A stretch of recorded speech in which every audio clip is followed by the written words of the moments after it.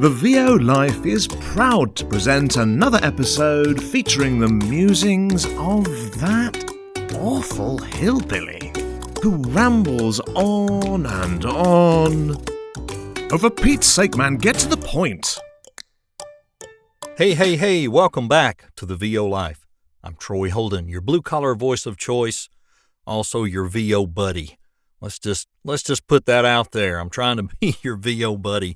If you're new and starting out, or if you've been in 6 months or so, hopefully some of this will help you and help you on your journey, help you make decisions on doing some things the correct way, because I probably did it the wrong way, and I'll try to give you a better way. So that's what we do. Today we're going to talk about samples. A lot of, group traffic and group interaction going on the last several days about samples, demos. What do I need to do? Do I have to have this to get started? What do I need? What do I do? And the big one was, where do I find these? And guys, come on. This is common sense. They're everywhere. You hear them all the time on the radio. You see them all the time on TV. So why are you struggling getting material? It's everywhere. So, and I'm not trying to be a smart aleck, but my gosh, we live in a world of information. How hard can it be to go get this stuff? Does it take some work? Yeah, sure. I don't think anybody's going to hand them to you. You're going to have to dig a little bit for it, but it's not really that hard. And I'm sorry if I'm making light of something that seems like a big problem to you, but let's make it simple for you. Here's the first thing I would like you to do, because you don't need to do just any spot or any samples. My opinion. Yes, as clients bring things to you, you don't know what they're going to be. You're going to get what you get. But while you're doing these, let me encourage you to get things that you're passionate about, or you like, or you believe in, and that might help you have a more stellar spot or sample. So here's an example. If you're putting together a self-made demo, you want 5, 6, or 7 different things in there that are of variety. And there are postings out there of what kind of spots you should have and what order they should go in. And that's all personal preference. Here's my belief. You record these 6 spots, whichever one blows you away, you know it's really, really good.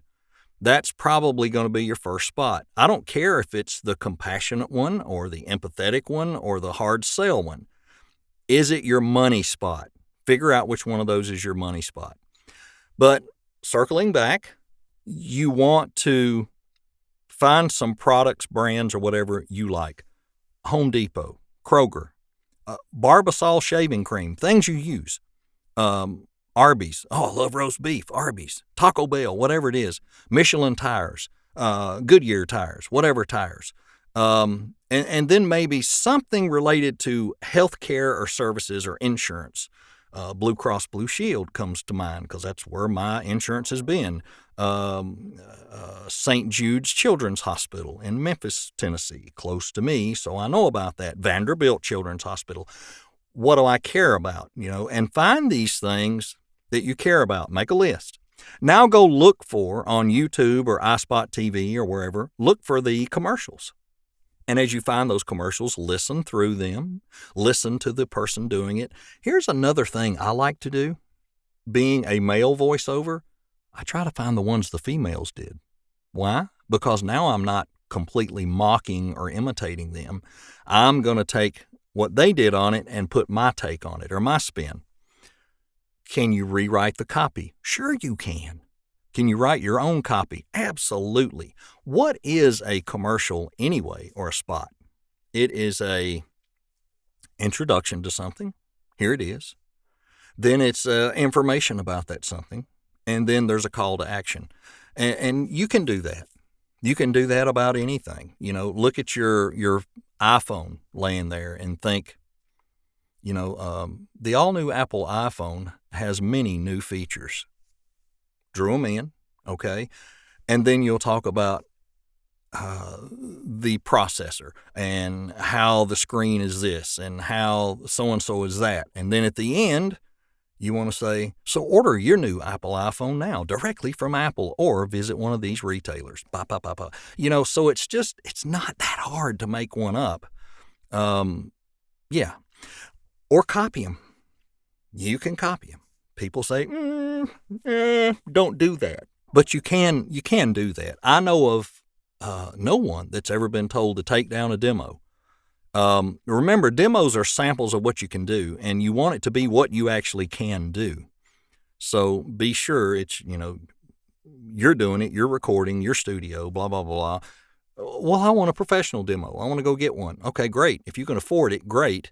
But can you reproduce it? And I say this all the time. If you can't reproduce good, crisp, clean, quiet audio out of your own studio, you probably don't need even a semi-pro self-made demo. You don't need any at all until you get that fixed first. Okay, off the soapbox. So you found the things you liked. You've gotten the copy. Don't over-rehearse it, but know your copy. Read it 3, 4, 5 times. You kind of know, highlight your peaks and valleys. What are the things you want to hit? And record them. And then mix in your music, your effects.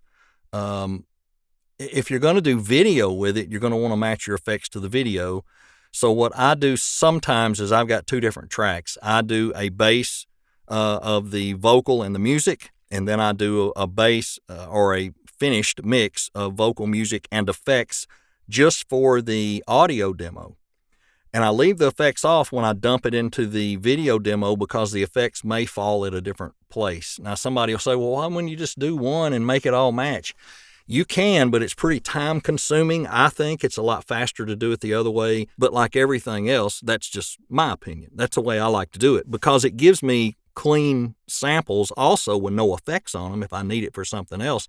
There's times I'll send people those if there's one really good read in there and they'll say, well, do you have something that sounds like this? Yeah, listen to this, see what you think. And that way they don't get distracted by the car door slamming or a doorbell ringing or, whatever's going on in the sound effects.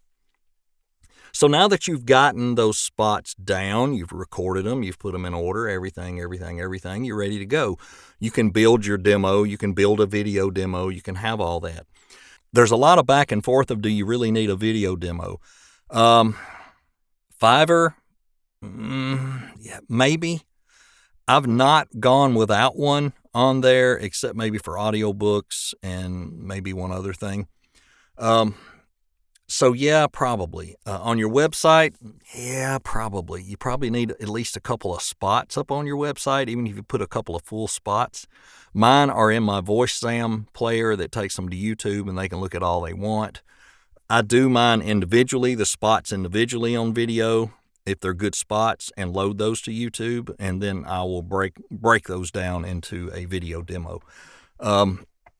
This can get overwhelming. It can get way too deep and too time-consuming. And a lot of people know, well, how do I know how to put the spots in the right order? How do I know this? And like I just said earlier, sometimes you got to go with your gut. You may have some VO buddies that will give you good advice, but don't go to the brand new people. Don't go to your family and say, what do you think? Get somebody that kind of has an ear for it and they know. You need a VO buddy or two. Make sure that they will give you honest feedback. They won't tell you what you want to hear.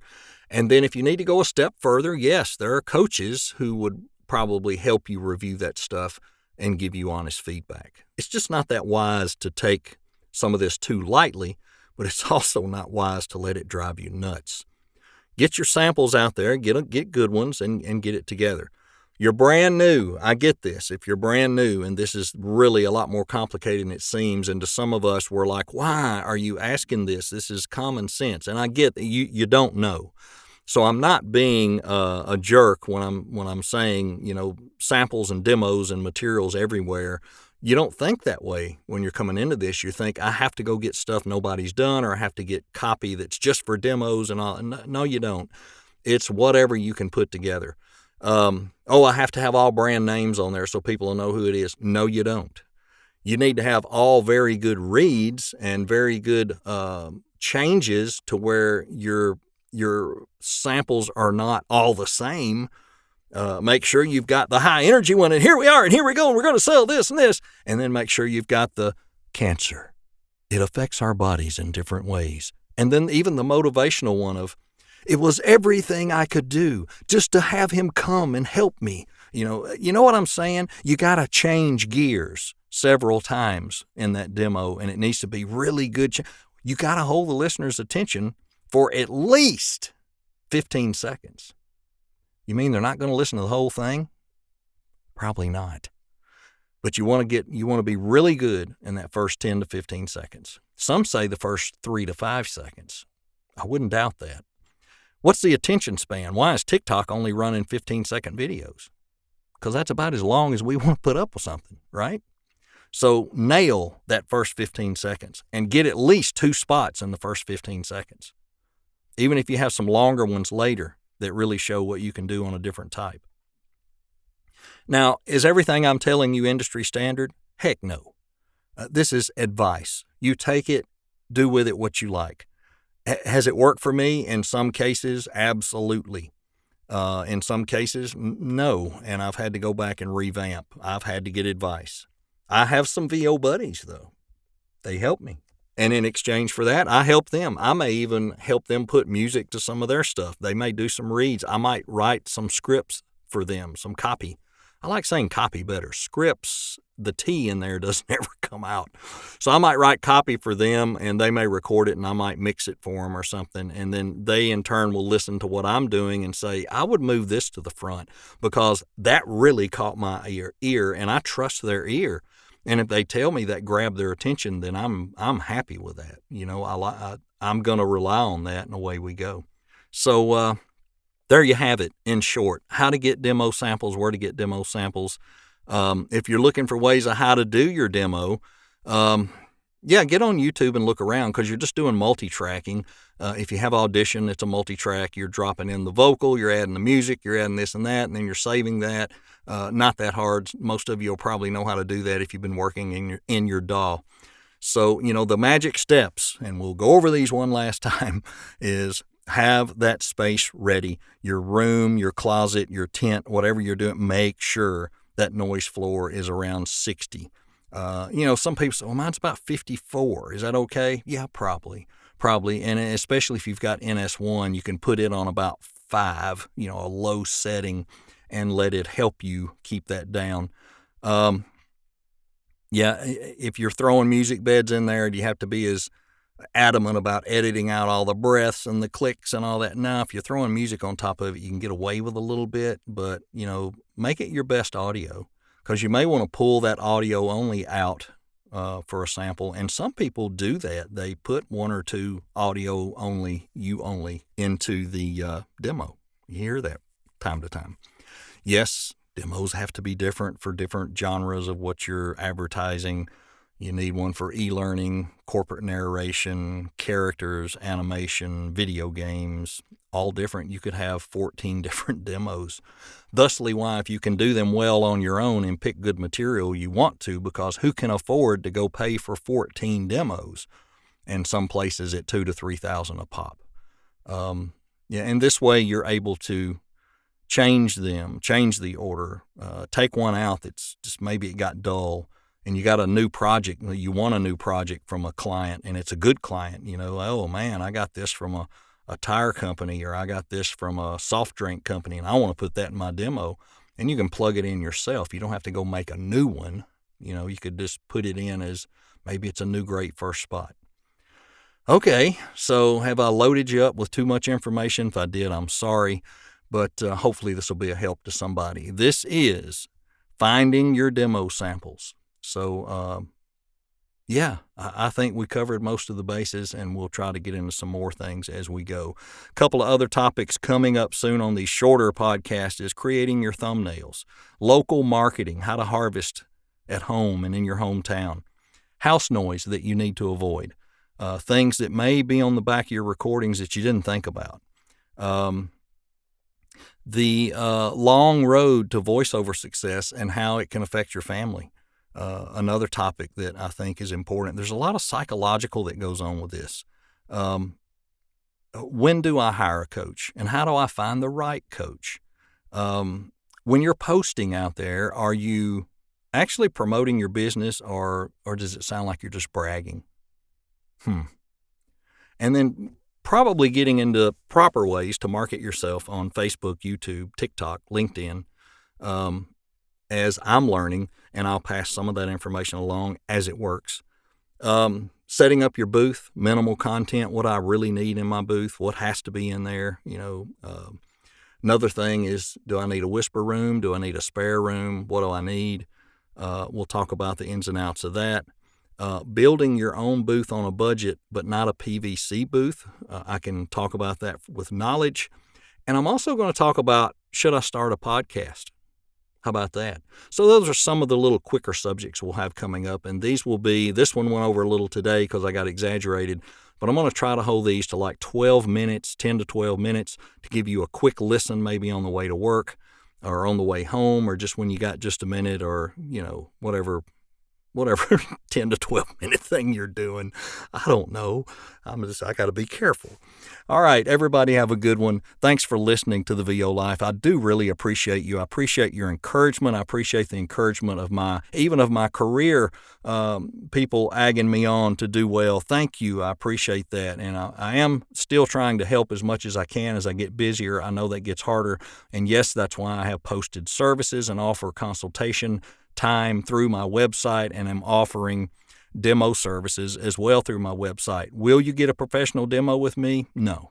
Will you get a semi-pro professional demo with me? Yeah. Will I make your demo if I don't think you're ready? I'll probably get to a point and then come back and tell you, I think you're going to need to do this instead. You're not ready yet. I can usually tell because I'll send you the scripts or the copy, and you will send it back to me. And when I listen back through it, I'll usually have a pretty good idea. Sometimes I think I can edit out gaps and this and tighten up the vocal and apply the music and make it sound good enough to get you started. But if the potential's not there, I'll probably tell you that, you might ought to go to some workshops and get some coaching first and then come back and try it. And it's all done out of love, folks. It's not, I don't want you to embarrass yourself. I don't want you to stress over it. But what I'll be handing you is something to help get you started until you can learn to do it on your own.